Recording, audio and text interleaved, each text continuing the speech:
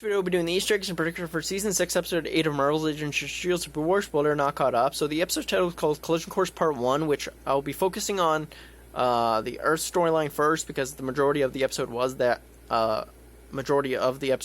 focusing on that, even though the episode titles could be considered both storylines, so yeah.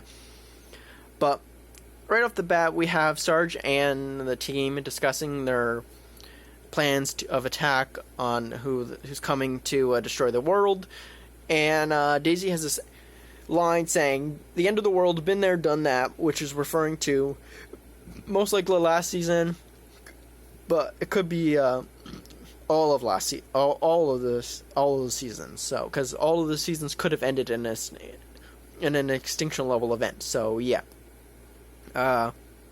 and when they finally get around to getting the team together, or whatever, of Daisy, Deke, Mac, or Daisy, Deke, May, Daisy, and Snowflake, Daisy has this line saying that she's a hacker, which is true. But she's not revealing the fact that she's also an Inhuman, which is a good thing, because Sarge is also not revealing much of anything. So it's good that we're trying to keep that a secret. Also, on the other side, where Yo-Yo didn't reveal herself to Jacko and Pax until it was necessary. So I wonder exactly where they're going to go now with this whole battle between Sarge's team and the S.H.I.E.L.D., because as far as we know, the only person on Sarge's team that is a powered person is Jacko with fire. So I wonder how they're going to go forward and stop or doing what they need to do. So yeah, but going back to Mac and the team and whatever, there's this line that Mac says to Sarge, is that you'll be willing to leave one behind, but not two, which we see later on in this episode, where he's willing to sacrifice Snowflake's life to go and basically rescue Jacko and Pax, even though Pax had no idea what the plan was. But there's this line that Sarge says later on, after this device breaks on his truck, where he says that Pax is the only one that can fix it, which I don't believe that's 100% true, because earlier on in the season, I believe it was episode 2, where we see that Snowflake is fully capable of fixing things. So I'm assuming she could have also fixed this as well. So I don't think Mac is completely true about how that Sarge is willing to just leave two behind. Isn't going to be willing to leave two behind or whatever. So yeah, I think he just doesn't care about who lives, who dies on his team. That he would willingly sacrifice two people instead of one. Instead of the one. So yeah, and we get the reason Deke gets on this mission is because this device breaks, and Mac's trying to convince him to go on this mission with them, and Deke mentions that they are like doomsday magnets, which I basically mentioned earlier, how all seasons could have been a doomsday scenario. So I'm agreeing with Deke there. So yeah, but Mac finally convinces Deke to go on the mission, because he threatens to reveal the fact that Deke put Daisy in his virtual perv world, and he now has 10% of the company. So I wonder if that's how they're going to explain where all this money is coming from for this new tech going forward, because I don't know exactly how the relationship with the government is this season, because they really haven't revealed that yet, I don't think. But yeah, we have this little exchange where Sarge wants Daisy in front, so he could have another pair of eyes, and he doesn't trust May, because the last time she was there, she tried to kill him, and he apparently has this new nickname for her called Smiles. So yeah, but even though Sarge doesn't trust May, apparently after the scene happened, Daisy and May are talking, and May actually trusts Sarge for some reason, and Daisy references, is it the only, if Sarge didn't have Coulson's face, would you still trust him?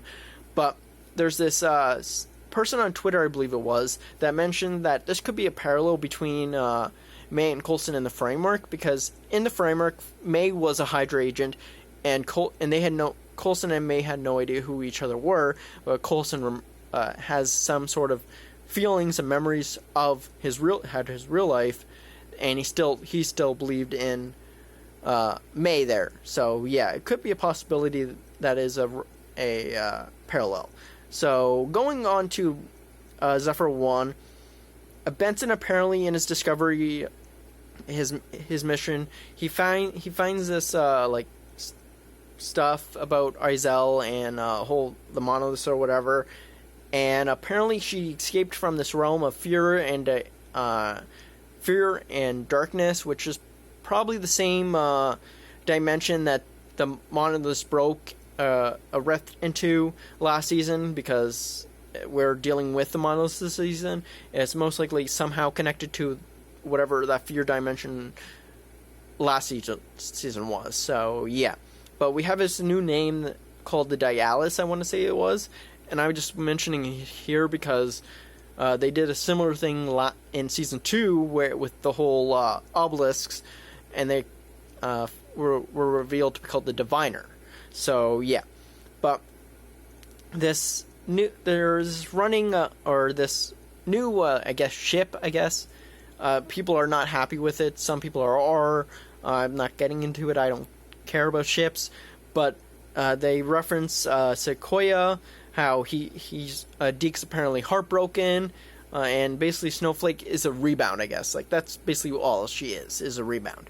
And the reason I put this up this section up first is because there's this a scene with Sarge, May, and Daisy talking about Izel finally revealing some stuff or whatever that we think is true, but she mentions that she says a galaxy hopping hate beast that eats planets, which was mentioned in the synopsis. So I decided to put that this section first because of that.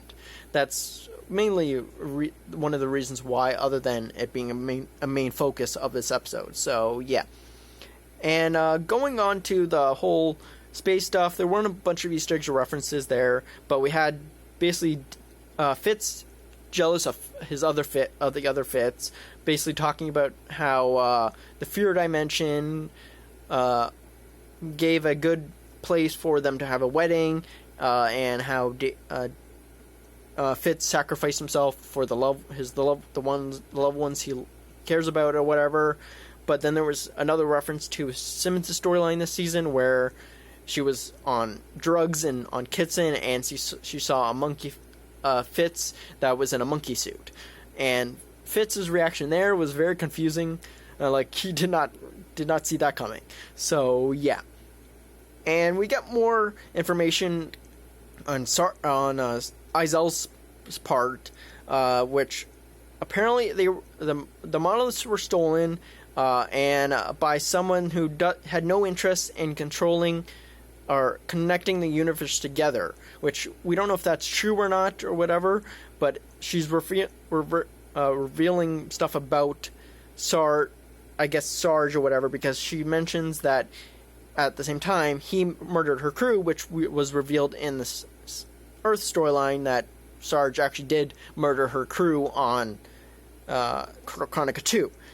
But I like how they're teasing the fact what is the third monolith, because when the Izel is talking about the Dialis,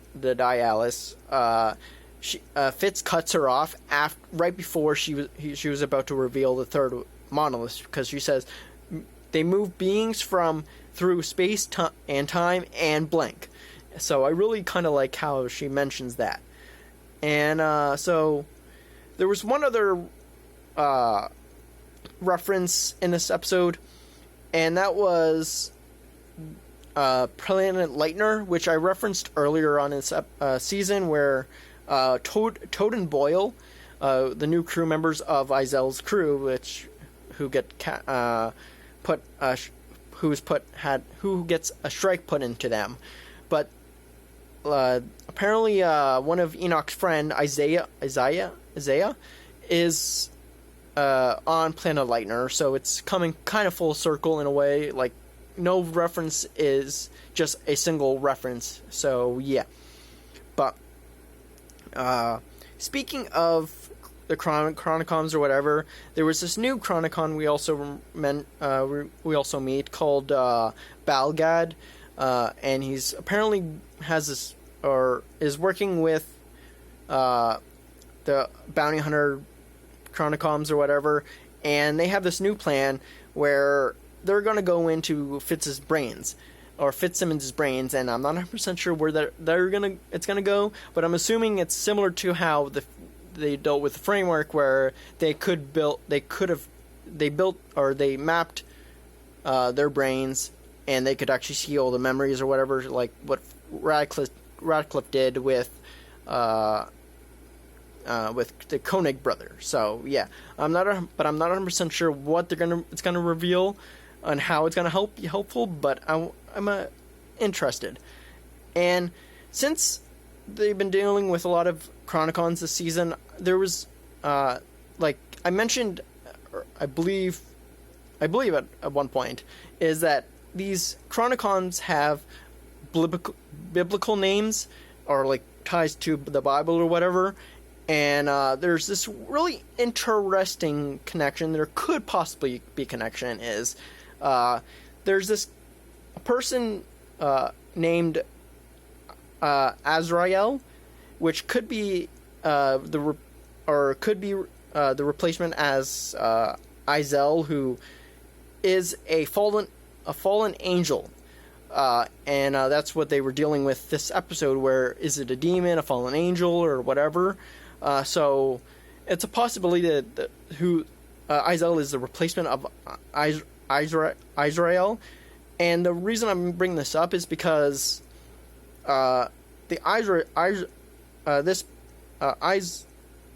Azrael is connected to another character in this show, and that is Enoch, because the Book of Enoch is where Azrael is referenced. So yeah, but speaking of Izel and all that kind of stuff, I don't know if it's really not a prediction or whatever, but I'm really confused where they're gonna go with the whole Sarge and Izel storyline, because I don't know who the big bad really is. I don't know if I believe Sarge or if I believe Izel, but I'm leaning more to Izel because she's more forthcoming. Like, she's revealing a lot more stuff than Sarge actually is, and he seems more ruthless than Izel is at the moment. So that's just a very vague prediction that Sarge is going to be the more antagonistic person, because, like, right now, the full season has been focusing on who Sarge is and how evil he actually is, compared to we just met Izel. So I don't know and it just seems kind of weird. So they could be tricking me so that it actually is Izel that's going to be the big bad of the season, but I don't know if that actually is the case. So comment down below if you have who you believe who is the bad person, Izel or Sarge. But I'm leaning more to Sarge. I believe Izel more. So yeah, comment down below if I missed any Easter eggs or references, and if you have any predictions for the upcoming episode. See ya.